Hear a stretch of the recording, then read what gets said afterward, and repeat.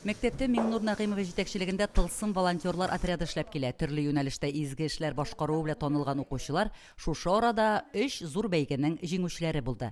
2013 елдан башлап эшчәнлегебезне дәвам итеп киләбез. Һәр елны безнең уңышларыбыз да бик күп. Укучыларга менә бик зур рәхмәт әйтәсем килә. Үз вакыттарын кызганмыйча, дәрестән соң вакытта шушындый игелекле эшләр белән бергә шөгыльләнеп йөрүләре өчен. Безнең барлык эшчәнлек инде күбесенчә дәрестән соң вакытта алып барыла. Без кая гына барсак та, укучылар беркайчан да инде юк дип әйтмиләр. Республика күләмендә үткәрелгән Добрый Татарстан бәйгесендә Миңнур Нагыймова җитәкләгән тылсым волонтерлар отряды конкурсның мәктәп волонтерлар отряды номинациясендә җиңү яулады. Улы Чокмак мәктәбендә җылы атмосфера хөкем сөрә. Һәр баланың күңелендә үзара ярдәмләшү, дуслык дигән төшенчәләр яши. Тәнәфесләрдә олысы кечесе төрле тематик уеннар уйный, малайлар, кызлар матур әдәбият әсәрләрен яратып укый. Кечкенә сыйныфлар хезмәт тәрбиясенә дә өйрәнә.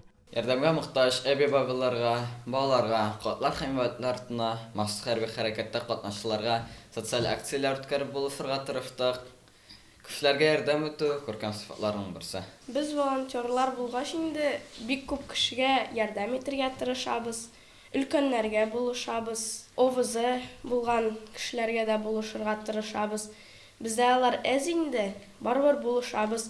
Яңа елга дип балага бардык. Бүләк ясадык без аңа. Казанга барып кайттык, игелекле Татарстан премиясына лаек булдык. Ел дәвамында изгелек юлында проекты буенча эшләнеш алып бардык. Шунда җиңәргә өметләнәбез. Тылсым отряды Алдынгылар хәрәкәте инициативасы белән үткәрелгән 2 проект җиңүчесе дә булды. Алдынгылар казанышлары һәм игелекле ел эшләре белән укучылар янәдән җиңүчеләр исемлегенә керде. Махсус хәрби операция булсынмы, өлкәннәр яисә инвалидлар декадасымы, экология юнәлешеме, башкасымы, укучылар һәр эштә өлгерлек күрсәтеп, үзләренең гражданлык позицияларын ныгытып, патриотик юнәлештә дә ныклы тәрбия алалар. Лилия Шәймиева, Динар Нурутдинов, Мөслим телевидениесе.